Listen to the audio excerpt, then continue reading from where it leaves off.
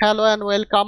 এখন দেখব কিভাবে আমরা কনসার্ভ সার্ভার ইউজ করে আমাদের প্রোটিনের অ্যামিনো অ্যাসিডগুলোর কনজারভেশন স্কোর পেতে পারি। প্রথমেই আমাদের কনসার্ভ সার্ভারে যেতে হবে। কনসার্ভ সার্ভারের লিঙ্কটা যদি আমাদের জানা থাকে তাহলে সেটা আমরা কপি করে ব্রাউজারের অ্যাড্রেস বারে পেস্ট করতে পারি।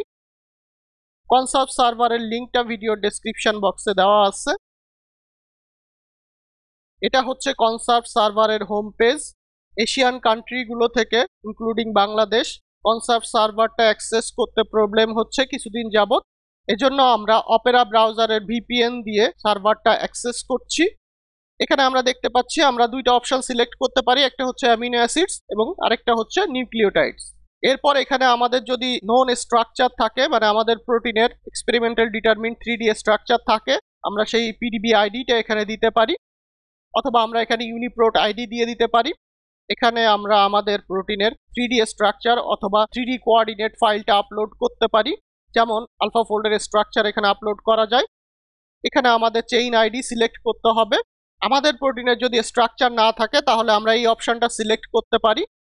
আমাদের প্রোটিনের কোনো কমপ্লিট স্ট্রাকচার নাই, সুতরাং আমরা এই অপশনটা সিলেক্ট করতে পারি।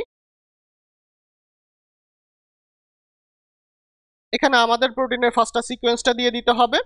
এখানে এটা হচ্ছে অপশনাল। এখানে আমাদের একটা জব নেম দিতে হবে এবং এখানে আমাদের ইমেইল অ্যাড্রেস দিয়ে দিতে হবে। এখন তাহলে আমরা আমাদের প্রোটিনের ফার্স্টটা ফরম্যাটেড সিকোয়েন্সটা কোথায় পাবো? আমাদের ইউনিপ্রোট ডেটাবেজে যেতে হবে।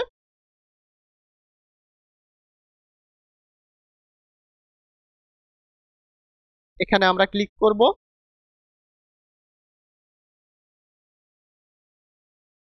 এখানে আমরা আমাদের জিনের সিম্বলটা দিতে পারি, সেটা হচ্ছে RB1।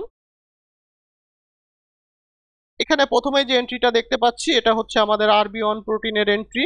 এখানে আমরা ক্লিক করতে পারি। এখান থেকে আমাদের যেতে হবে সিকোয়েন্সে। এরপরে আমাদের এখানে ডাউনলোডে ক্লিক করতে হবে।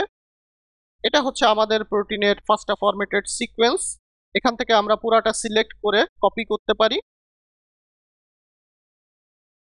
এরপর এখানে আমাদের পেস্ট করে দিতে হবে। হেডারটা চাইলে আমরা মডিফাই করতে পারি।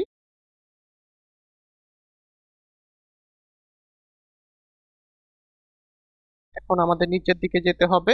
এখানে একটা জব নেম দিতে হবে, সেটা হচ্ছে RB1।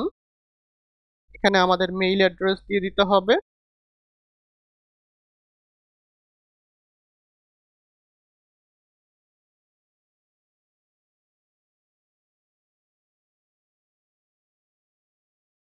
এখন আমরা সিলেক্ট রান প্যারামিটারস ম্যানুয়ালি এটাতে ক্লিক করব।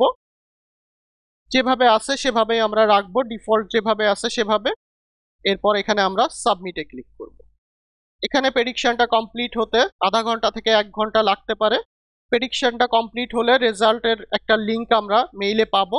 সুতরাং আমরা এখন এগুলোকে ক্লোজ করে দিতে পারি।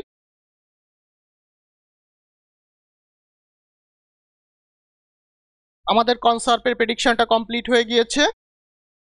এখন আমরা মেইলে যাই।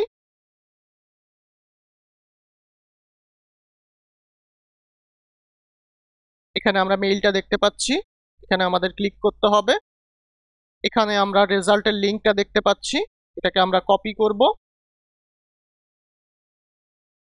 এবং এরপরে আমরা অপেরা ব্রাউজারে যাব।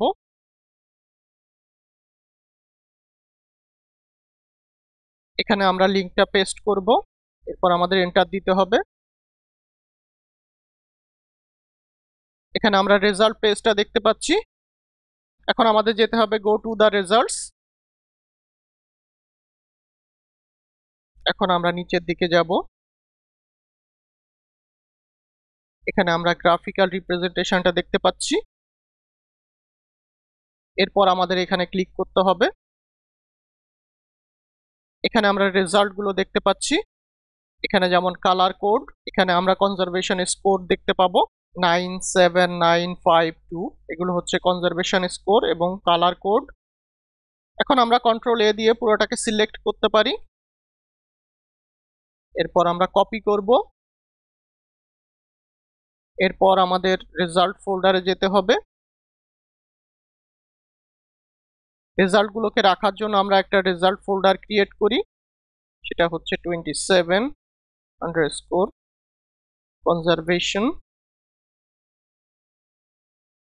রেজাল্টস। এখানে আমাদের একটা টিএক্সটি ফাইল ওপেন করতে হবে অথবা টেক্সট ফাইল ওপেন করতে হবে। এটার নাম হচ্ছে কনসার্ভ। এখন এটাকে আমরা পেস্ট করে দিলাম। এরপরে কন্ট্রোল এস দিয়ে সেভ করব।